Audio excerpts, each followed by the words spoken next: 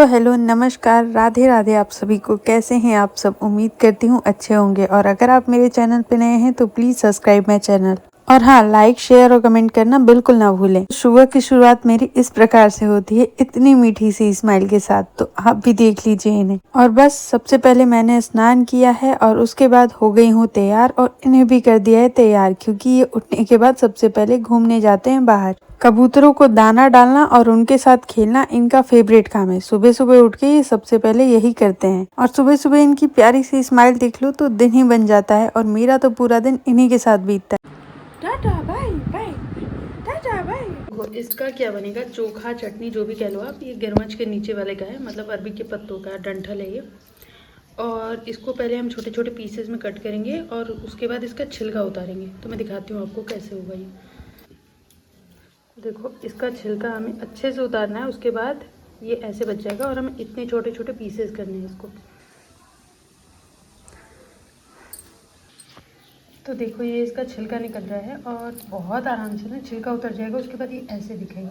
तो मुझे ऐसे ही इतने छोटे छोटे पीसेस करने हैं और सबके छिलके उतार दें। तो चलिए अब रेसिपी की शुरुआत करते हैं, जिसके बारे में पिछली बार भी बताया था पिछले व्लॉग में। और इस रेसिपी को बनाने के लिए आपको चाहिए अरबी के पत्ते के डंठल और उन्हें हम अच्छे से छील लेंगे।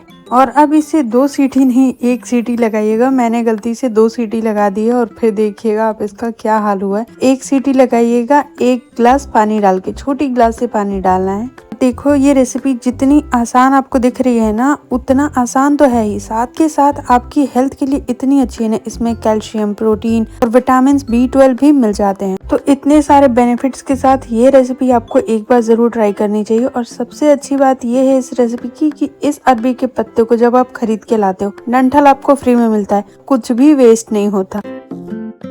तो 2 सीटी मैंने इसमें लगा दी है और ये बिल्कुल तैयार हो गया है। देखो मैं निकालती हूँ 1 मिनट। ये देखो ये थोड़ा ज़्यादा ही गल गया है मेरे हिसाब से।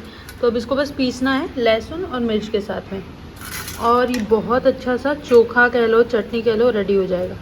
तो ये कुछ ऐसे दिख रहा है और मैं ना इसको मिक्सर में आज बनाऊंगी। आज इसको सिलबट्टे पे नहीं बनाएंगे। इतना लहसुन नहीं लगेगा इसमें, इतना ही लगेगा। तो चलिए इसको पीस के मैं दिखाती हूँ। तो भले ही आपको देखने में इतना सा लग रहा है कि इतने से में क्या ही बनेगा, लेकिन 3 लोगों के लिए ना, 3 क्या मैं कहूँ कि 5 लोगों के लिए ये काफी हो जाएगा। क्योंकि इसमें ना बहुत सारा पानी जाता है। जितना आप डालते जाओगे उतना अच्छा ही पिस के तैयार होगा। और ये देखो इतना ज्यादा बन गया है। और हम लोग 3 ही थे लेकिन ये बच गया था और हमने शाम को भी इसको एंजॉय किया है। बस इसमें अब नमक डालना है और नमक डाल दो, बस ये रेडी हो गया है। बहुत टेस्टी लगता है, एक बार जरूर ट्राई कीजिएगा।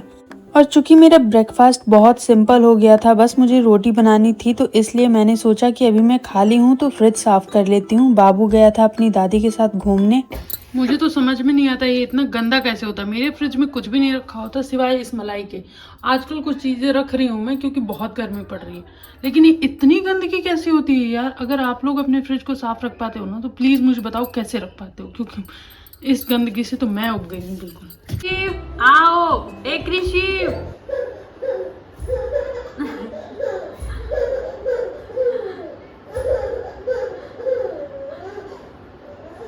आओ आओ, ए बाबू आओ, झांक कर दे। आइए फोन ले लो, फोन ले लो। इतना सुंदर बाबू, इधर आओ, इधर आओ, इधर आओ, इधर आओ, आओ आओ आओ बाबू, आ जाओ। ओए ओए। और शाम के टाइम पे ना मैंने सिर्फ सिंपल सी केले की सब्जी और रोटी बनाई थी, तो कुछ भी ऐसे शूट नहीं किया है, क्योंकि ये रेसिपी मैंने पहले भी आप लोगों को दे रखी है। अगर आपको चाहिए तो कमेंट जरूर करिएगा। और फिर उसके बाद मैं सीधे आपको दिखा रही हूँ कि देखो फ्रिज कितने अच्छे तरीके से क्लीन हो गया है। मैं कोई भी सोडा या विनेगर का यूज नहीं करती हूँ फ्रिज को क्लीन करने के लिए। और ना अभी फ्रिज में एक प्रॉब्लम चल रही है कि बहुत ज्यादा आइस बन रही है, तो मैंने उसका टेम्परेचर बिल्कुल लो पे सेट कर दिया है। और ना फ्रिज में एक चीज और होती है जिसके बारे में हम कभी ध्यान नहीं देते, कि फ्रिज के पीछे एक कंपार्टमेंट होता है जिसमें फ्रिज का पूरा पानी इकट्ठा होता है। और ना अगर वो भर जाए तो उसमें से पानी बाहर गिरने लगता है और फर्श पूरा गीला गीला हो जाता है। लेकिन हमें टाइम टू टाइम पे उसे भी क्लीन करना चाहिए। तो जब भी मैं फ्रिज को साफ करती हूँ ना, उसे भी जरूर क्लीन कर देती हूँ। और अभी ना मैं सोच रही हूँ कि फ्रिज के लिए कुछ मैट खरीद लूँ। तो मैंने खरीदने के लिए जैसे ही कार्ड वगैरह खोला, मुझे लगा कि ये तो मैं खुद ही बना सकती हूँ। तो मैं जल्दी ही उसका भी DIY आपके साथ शेयर करूंगी। और बहुत अच्छी सी मैट आप भी घर पे बना सकते हो।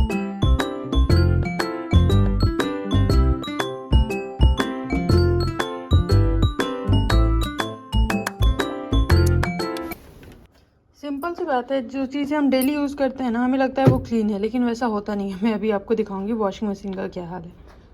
तो ना ये अगले दिन का ब्लॉग है। मैंने सोचा था कि आपको वॉशिंग मशीन साफ़ करके दिखाऊंगी, जैसे मैंने अपने मायके में की थी पिछले ब्लॉग में।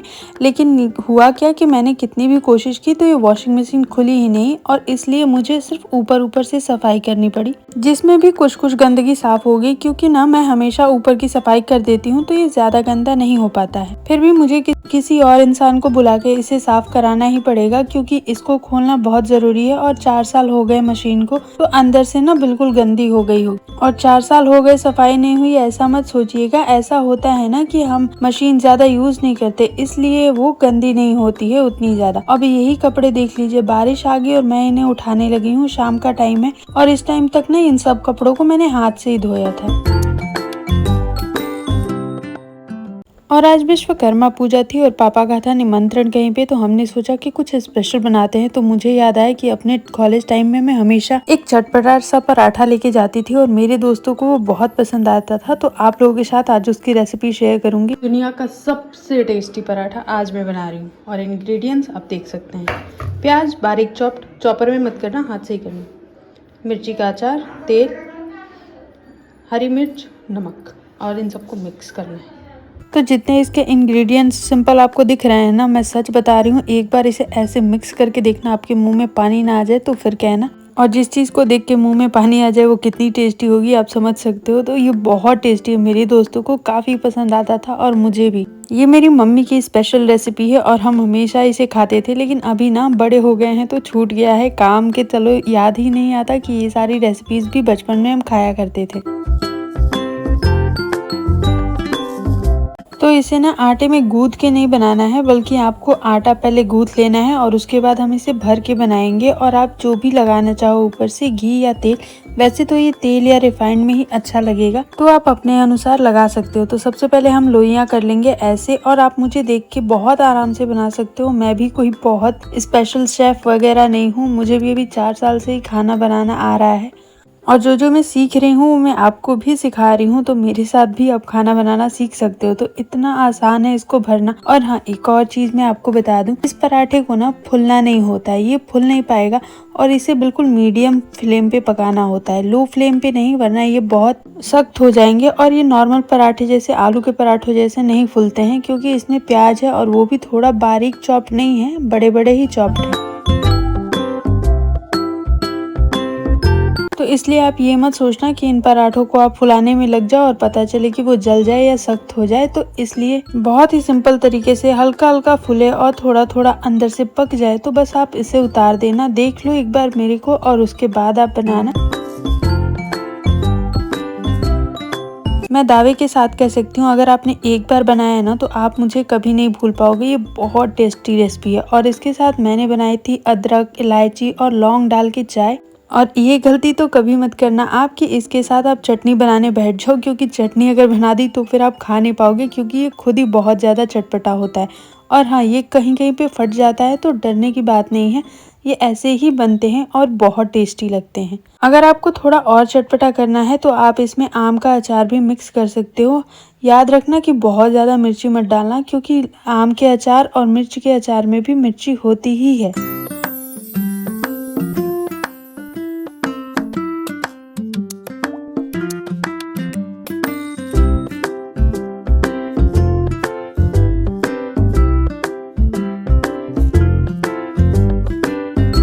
तो चलिए, मेरे सिंपल सी चाय और पराठे तो रेडी हैं। मैंने सबसे पहले मम्मी को दे दिया है और अब मैं लेके बैठ गई हूँ अपना बहुत सारा चाय और पराठा। और हाँ, सुबह में नाश्ता करने के लिए भी मैंने बहुत सारे पराठे बचा लिए थे, और अब बस इसको लेके मैं खाऊंगी और सो जाऊंगी। तो मिलते हैं अगले व्लॉग में, तब तक के लिए stay tuned guys, love you all, take care, bye bye. और हाँ, अगर आप मेरे चैनल पे नए हैं तो please subscribe my channel, like, share and comment.